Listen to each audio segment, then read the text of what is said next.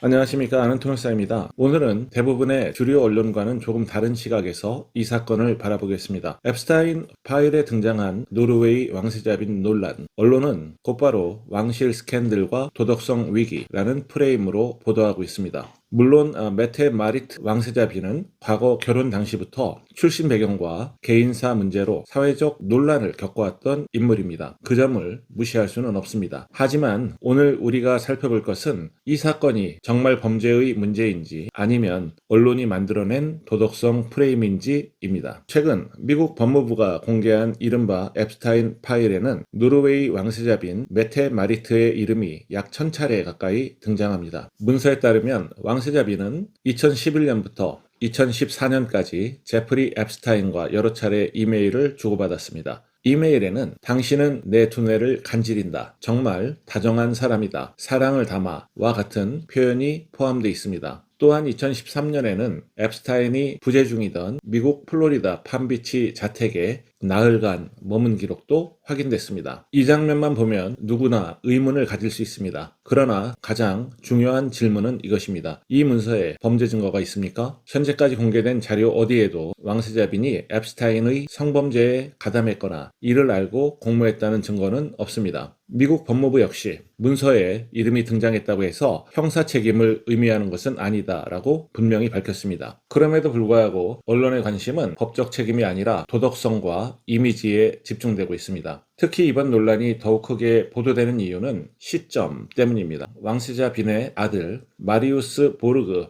회이위에 대한 성범죄 재판이 곧 시작되기 때문입니다. 아들은 여러 여성에 대한 강간 혐의 등 총 38건의 혐의를 받고 있으며 본인은 주요 혐의를 부인하고 있습니다. 언론은 이 두 사건을 하나의 이야기로 묶습니다. 앱스타인 파일, 왕세자 빈의 이메일, 그리고 아들의 성범죄 재판. 이 세 가지를 연결해 왕실 전체의 도덕성 위기라는 서사를 만들어냅니다. 이것이 바로 프레임입니다. 법적으로는 직접 연결되지 않은 사건들이 도덕적 이미지 하나로 묶이고 있는 것입니다. 메테 마리트 왕세자빈은 성명을 통해 앱스타인과 접촉한 것은 판단이 부족한 행동이었으며 깊이 후회한다라고 밝혔습니다. 또한 피해자들에게 깊은 연대와 공감을 표한다라고도 말했죠. 왕실은 2014년 이후 왕세자빈이 앱스타인과의 연락을 끊었으며 그 이유는 앱스타인이 왕실 인맥을 자신의 영향력 수단으로 이용하려 했기 때문이라고 설명했습니다. 하지만 언론은 이 해명보다 이메일의 자극적인 표현과 개인적 친밀성에 더 초점을 맞추고 있습니다. 전문가들은 이번 논란을 범죄 사건이 아니라 공적 인물의 윤리 기준에 대한 사회적 평가 문제라고 봅니다. 다시 말해 이 사건의 핵심은 범죄 여부가 아니라 왕실 구성원이 이미 성범죄 전력이 있던 인물과 장기간 연락을 유지한 것이 적절했는가라는 질문입니다. 여기서 앱스타인 파일의 또 다른 위험성이 드러납니다. 문서에 이름이 나오면 의혹이 됩니다. 의혹은 곧 범죄처럼 소비됩니다. 기록과 형사 책임 사이의 경계가 언론 보도 속에서 흐려지고 있는 것입니다. 앱스타인은 이미 사망했습니다. 그러나 그의 문서는 전 세계 정치권과 왕실,